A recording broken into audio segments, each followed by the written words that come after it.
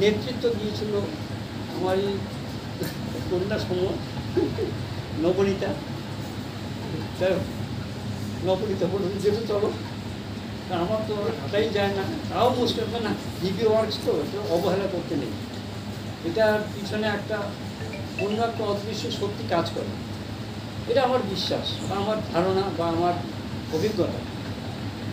মনে মনে করেন যে না, বাড়িতে বসে থাকাতে এইখানে ব্যথা করে, হাঁটুতে ব্যথা করে, থাইতে ব্যথা করে, কোমরে ব্যথা করে, বিভিন্ন পিঠে ব্যথা করে, বিভিন্ন জায়গায় ব্যথা করে। তার উপরে আমি আবার ক্যান্সারের পেশেন্ট, আমার রেডিয়েশন নিতে হয়, আর নানাবিধ কারণের জন্য আমি শারীরিকভাবে অনেকটাই দুর্বল থাকলেও ঠাকুরের কৃপায় আমি এখনও কিন্তু অনেক যুবকের থেকেও একেবারে খেলনা নই।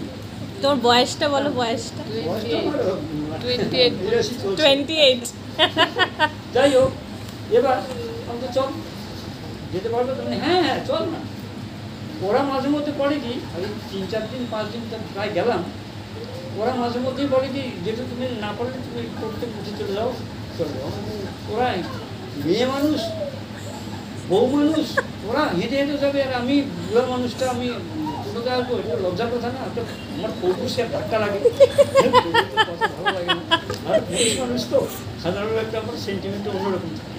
সামনে এতগুলো মহিলা ওরা হেঁটে হেঁটে বেড়াবে, আর আমি একটা পুরুষ মানুষ, শারীরিক কারণ দিয়ে আমি বাড়ি চলে আসবো, হয় না, আমার ইগোটা লাগছে না, তা হয়। আর এইভাবে করতে করতে কেমন সচল হয়ে গেল, আমার ব্যথা ব্যথা অনেকটাই কম। আমার ইদানিং রেডিয়েশনের পরে এই থোড়াতে, দুই পায়ে থোড়াতে ভীষণ ব্যথা করতে হবে। 3-3:30টার সময় প্রচণ্ড ব্যথা হলো, ব্যথা হলে উঠে পড়তাম, উঠে বসে থাকতাম। তারপরে ডাক্তার বললি ট্যাবলেট দিয়েছিল, সেই ট্যাবলেটটা খেতাম, খেয়ে তেমন একসাথে হয় না, হচ্ছে না। এই 2-3 দিন থেকে দেখছি আমার ব্যথা নেই। আমি ভাবলাম মহা ডাক্তারের পাল্লায় পড়ছি একটা, এই ডাক্তার হচ্ছে নবনীতা ডাক্তার, অবিন্দাদা ডাক্তার। ভালো কথা, ও তো কোনো খারাপ সঙ্গে যাচ্ছে না, একটা ইষ্টের কাজে যাচ্ছে। ইষ্টের নির্দেশ পরিপালন করার জন্য সে গ্রামে গ্রামে, পাড়ায় পাড়ায়, রাস্তায় রাস্তায়, গলিতে গলিতে ঘুরে ঘুরে বেড়াচ্ছে।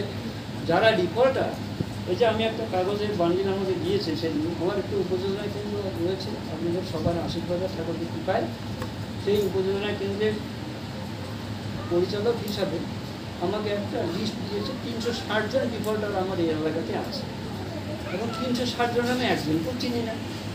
নবনীতে কিছু কিছু চেনে, ওর টিমের কিছু কিছু চেনে যারা আছেন।